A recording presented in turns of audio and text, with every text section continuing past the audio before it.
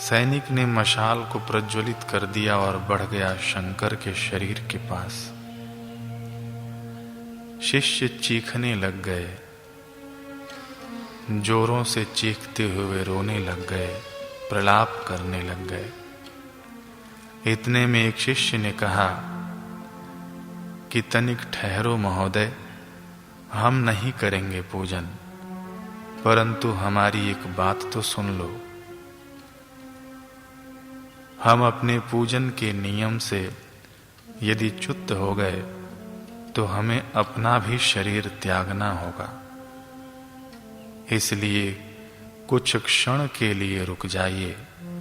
हम पूजन नहीं करेंगे, परंतु अपने गुरुदेव की आखिरी स्तुति तो कर लें, यहीं खड़े खड़े। हम यति हैं, आपसे निवेदन करते हैं, यदि आप हमारी बात मानोगे तो अवश्य ही आपका हृदय भी संतुष्ट होगा। समस्त परिस्थितियां राज्य सैनिकों के अनुरूप थी। सैनिकों ने तनिक भी करुणा का आचरण मन में न लाकर यतियों से कहने लगे कि साधु महाराज, आप लोग अपना कार्य कीजिए और मैं अपना। आचार्य शंकर जाते समय अपने शिष्यों को चरपट पंजरिका स्तोत्र सिखाकर गए थे और उनके वचन थे कि जब कोई मेरे शरीर को हानि पहुंचाने का प्रयास करे या तुम शरीर की रक्षार्थ स्वयं को असमर्थ महसूस करो, तब इस स्तोत्र का पाठ करना। मैं जहां कहीं भी रहूंगा, किसी भी अवस्था में रहूंगा, इस स्तोत्र के प्रभाव से तुरंत अपने शरीर में आ जाऊंगा। सैनिक ने मशाल से लकड़ों का स्पर्श कर दिया और इधर सभी शिष्यों ने चरपट पंजरिका का पाठ प्रारंभ कर दिया। दिनमपि रजनी सायं प्रातः शिशिर वसंतो पुनरायातः कालः क्रीडति गच्छन्त्यास्तदपि न मुञ्चत्याशा वायुः भज गोविंदम भज गोविंदम भज गोविंदम मूढ़मते।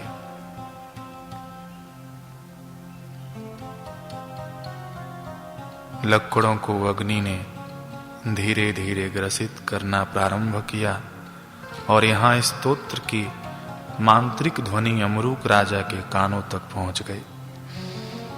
एकाएक खड़े खड़े ही राजा अमरूक का शरीर वसुंधरा पर गिर पड़ा और यहाँ आचार्य ने अग्नि में जलते हुए शरीर में ब्रह्मरंध्र से अपने प्राणों को संक्रमित करना प्रारंभ किया।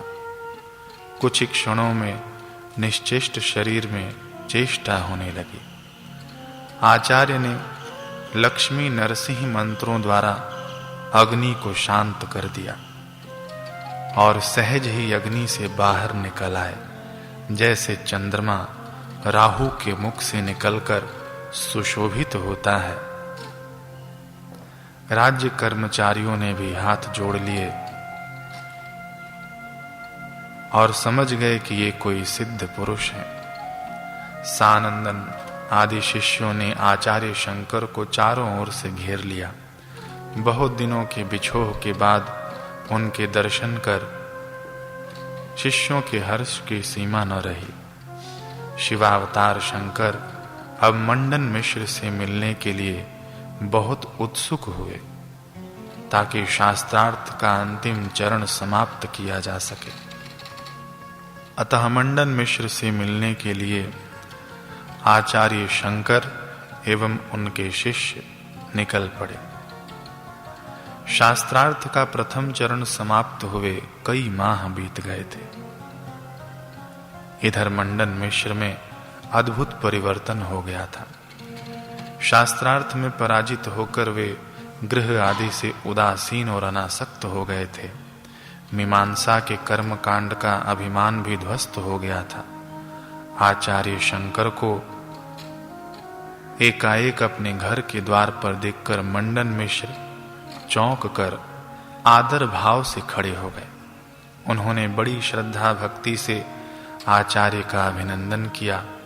दोनों हाथ जोड़े हुए अपलक दृष्टि से वे यतीश्वर शंकर को निहारते रहे। सत्यवादी मंडन आचार्य के चरणों पर गिर पड़े और उन्होंने कहा, स्वामिन, मैं अपने गृह, धन संपत्ति, मान मर्यादा एवं शरीर आदि सबको आपके चरणों में अर्पित कर रहा हूं, मुझे स्वीकार कीजिए। इतना कहकर उन्होंने आचार्य शंकर को भव्य सिंहासन पर बैठाया। पंडितों और विद्वानों का दरबार लगा हुआ था। विद्वानों से घिरे हुए आचार्य शंकर के समीप उभय भारती देवी सरस्वती पहुंचकर बोली कि हे भगवान, आप सदाशिव हैं। देवी सरस्वती स्तुति करना प्रारंभ की कि आप ब्रह्मा के भी अधिपति हैं, सभी देवताओं और समस्त प्राणियों के आप स्वामी हैं। कामारी, आप सभी विद्याओं के अधिपति तथा सर्वज्ञ हैं। आपने सर्वज्ञ होते हुए भी शास्त्रार्थ में मुझे पहले नहीं पराजित किया। इसका कारण यह कि अवधि मांगकर आपने जगत की मर्यादा रक्षा की है। हे स्वामी, आप ही तो समस्त विद्याओं के मूल में विराजते हैं। आप चाहते तो उसी समय मेरे समस्त प्रश्नों का क्षण में उत्तर दे सकते थे, परंतु महापुरुष सदैव मर्यादा के संरक्षक होते हैं।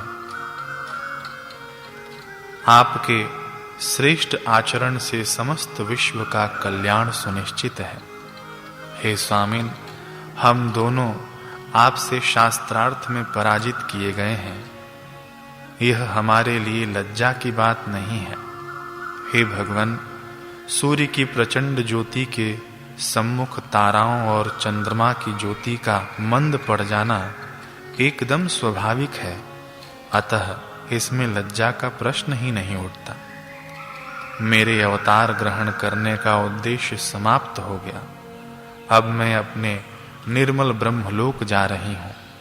हे पूज्य यतीश्वर, अब मुझे इस संसार को छोड़ने की आज्ञा दीजिए। इतना कहकर उभय भारती अंतर्ध्यान होने के लिए उद्यत हुए तो शंकर ने उनसे निवेदन किया भरी सभा में कि माता, मैं आपको भली भांति जानता हूं कि आप साक्षात ब्रह्मलोक वासिनी देवी सरस्वती के अवतार हैं। आप शिव की सहोदरा और ब्रह्मा की सहधर्मिणी, आप चैतन्य स्वरूपिणी हैं। जगत की रक्षा के निमित्त आप लक्ष्मी, दुर्गा, चंडी आदि का रूप धारण करती हैं। इस प्रकार से आचार्य शंकर ने देवी की स्तुति की और देवी ने अपना शरीर त्याग कर ब्रह्मलोक को गमन किया। तत्पश्चात मंडन मिश्र ने आचार्य शंकर से शास्त्रोक्त रीति से सन्यास की दीक्षा ग्रहण की। मंडन मिश्र तो समस्त शास्त्रों के ज्ञाता थे ही। सद्गुरु का सानिध्य मिल गया। आचार्य ने ज्ञान द्वारा अपनी ब्रह्मानुभूति मंडन मिश्र को प्रदान की और फिर मंडन मिश्र ने शास्त्र ज्ञान और गुरु की कृपा के समन्वय के साथ जो धर्म संस्कृति के लिए सेवा दी, वह समस्त संसार जानता है। मंडन मिश्र को आचार्य शंकर ने जो उपदेश दिए, उनके कुछ अंश हम श्रवण करेंगे। आचार्य शंकर कहते हैं, मंडन मिश्र से कि हे महाभाग, जिस प्रकार निद्रा में अनेक प्रकार के स्वप्न जगत की सृष्टि होती है और वह बिल्कुल सत्य प्रतीत होती है, उसी प्रकार माया शक्ति से यह जागृत प्रपंच आत्मा में सत्य सा प्रतीत होता है।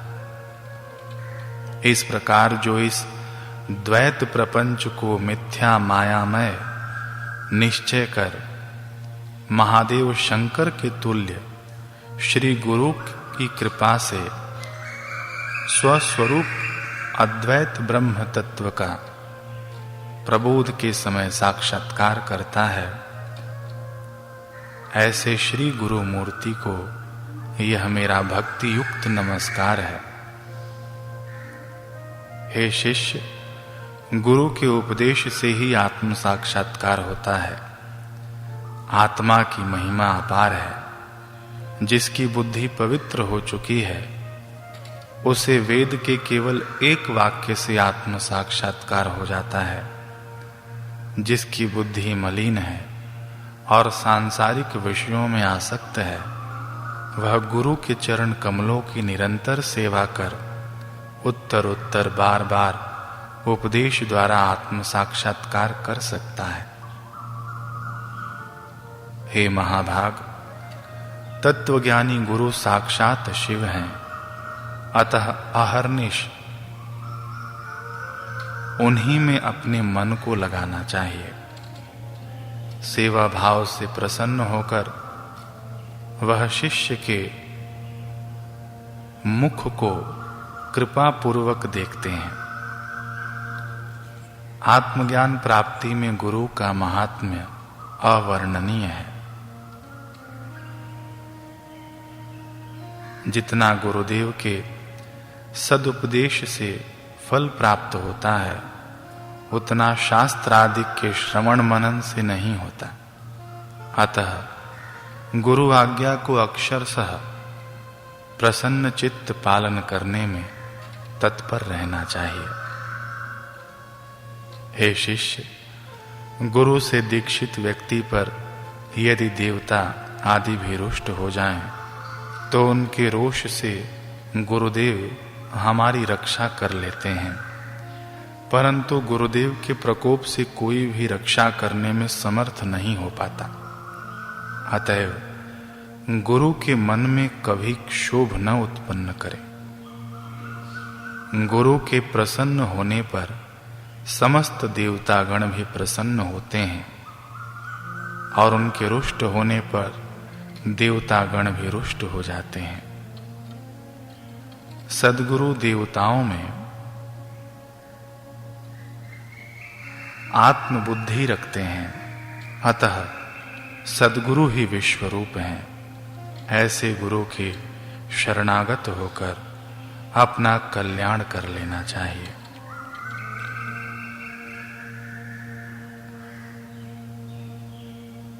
इस प्रकार से शंकर ने मंडन मिश्र को भक्ति एवं वेदांत का उपदेश दिया।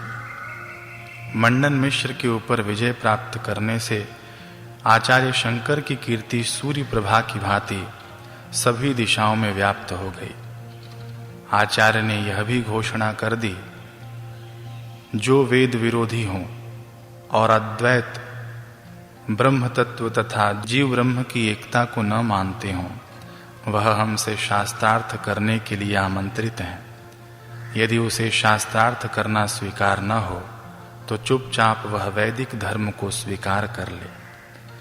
आचार्य की इस घोषणा को सुनकर वेद विरोधी मत वाले अत्यधिक क्रुद्ध हुए, परंतु वे शंकर की प्रतिभा के सम्मुख वैसे ही श्री विहीन हो गए, जैसे सूर्य के सम्मुख नक्षत्रों का अस्तित्व नहीं रह जाता। आचार्य शंकर के एक शिष्य हो गए पद्मपादाचार्य। पद्मपाद अद्भुत और अपूर्व मनुष्य थे। उनके संबंधों में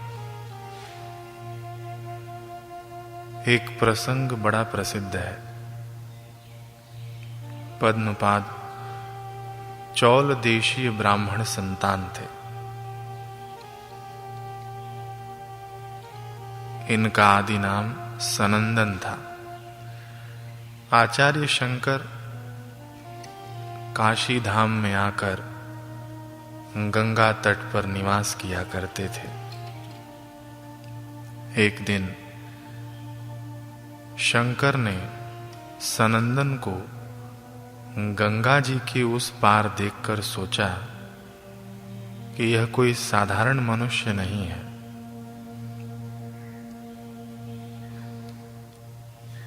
पुण्यवान है, सदाचारी है। और भी असाधारण लक्षण आचार्य शंकर ने सनंदन में देख लिए। और सनंदन तभी शंकर का शिष्यत्व ग्रहण करने के लिए ही आ रहे थे, परंतु बीच में गंगा जी का प्रबल उत्ताल तरंगों के साथ प्रवाहित हो रही थी। सनंदन के इधर आने के अत्यंत आग्रह को देखकर शंकर ने हाथ से संकेत किया कि चले आओ। नौका वहां कोई थी नहीं।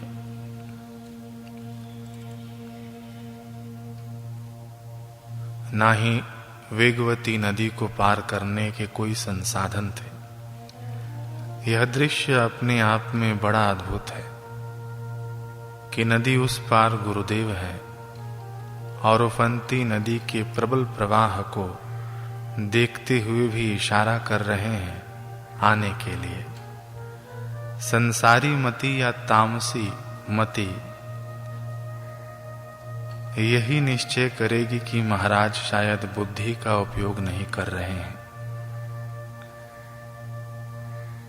जिसकी संभावना बिल्कुल भी नहीं है, उसी कार्य के लिए प्रेरित कर रहे हैं। ऐसे सिद्ध महापुरुष की बातें और कार्य कभी अटपटी लगती हैं, परंतु कोई दृढ़ निष्ठा से संपन्न ऐसे महापुरुषों की बातों को अक्षरशः मान ले तो इतिहास का निर्माण हो जाता है। सद्गुरु इतिहास नहीं बनाते, क्योंकि वे तो साक्षात पुराण पुरुष होते हैं। इतिहास का निर्माण तभी होता है जब निष्ठावान शिष्य अपनी साधारण मति का उपयोग किए बिना ही गुरुदेव जो आज्ञा प्रसारित करें उसमें निष्ठा पूर्वक लग जाए। ऐसा इतिहास जिसके आगे बड़े बड़े मनीषी महामती महात्मा जन भी नतमस्तक हो जाएं, वह सद्गुरु की आज्ञा पालन करने से निर्माण होता है। आचार्य बार बार हस्त संकेत से बुला रहे हैं। सनंदन बड़े संकट में पड़ गए। अंत में सनंदन ने निश्चय किया कि गुरुदेव का आदेश तो अवश्य ही पालन करना होगा। आचार्य साधारण व्यक्ति नहीं है। शायद मुझे वे जांच रहे हों कि कितना आज्ञाकारी है। अभी तो उनको गुरु रूप में ग्रहण करने जा रहा हूं और अभी से उनकी आज्ञा को ठुकरा दूंगा तो शिष्यत्व की पूर्णता को कैसे उपलब्ध होगा। फिर जिनके अनुग्रह से भव नदी पार की जा सकती है, उनकी साधारण कृपा से मैं इस साधारण नदी को अवश्य ही सरलता से पार कर सकूंगा। इस प्रकार के विचार कर सनंदन प्रबल वेग से प्रवाहित होती हुई गंगा जी में घुस पड़े। सनंदन की अद्भुत गुरु भक्ति और असाधारण विश्वास के बल से नदी पार करते समय एक अद्भुत अनैसर्गिक व्यापार संगठित हुआ। सनंदन जहां जहां गंगा सलिल में पद निक्षेप करते जाते, गंगा के गर्भ से वहीं वहीं पर एक एक प्रस्फुटित पद्म उद्गत होता जाता। पद्म अर्थात कमल का पुष्प। प्रतिपद क्षेप में पद्म के आविर्भाव को देखकर सनंदन उत्साहित हो गए। प्रत्येक कमल के ऊपर पांव रखते हुए अनायास ही नदी से पार हो गए। गुरु के सामने उपस्थित हो और हाथ जोड़कर सनंदन प्रार्थना भरे स्वर में कहते हैं कि आपकी कृपा और अद्भुत दैव बल के कारण मैं वेगवती गंगा को पार कर आया हूं। आज आपने अपने अद्भुत शक्ति बल से इस क्षुद्र पार्थिव नदी से पार किया है, किंतु मेरे सामने तो अति दुस्तर भीषण भव समुद्र है। उस भव समुद्र से पार उतारने के लिए एकमात्र आपकी पद तरणी ही सहारा है। परम दयामय प्रभु, दया करके उस पद तरणी में मुझे स्थान प्रदान करो, जिससे मैं निदारुण संकट संकुल भवसागर से पार हो सकूं। इस प्रकार विनय पूर्वक सनंदन ने शंकर को प्रणाम किया। शंकर भी परम करुणा निधान और परम शिष्य वत्सल थे। उन्हीं की कृपा से प्रस्फुटित पद्म पर पांव रखते रखते सनंदन ने परम वेगवती गंगा को बिना प्रयास के पार किया था। उन्हीं की कृपा से भवसागर पार हो सकूंगा कहकर सनंदन ने शिष्यत्व की प्रार्थना भी की। परम बुद्धिमान शंकर ने परम गुरु भक्त और आस्तिक तथा विद्वान सनंदन को स्वमत प्रचार के योग्य शिष्य देखकर दीक्षा प्रदान की और नवीन नाम पद्मपाद के नाम से प्रसिद्ध किया। यही इतिहास में पद्मपादाचार्य नाम से जाने जाते हैं।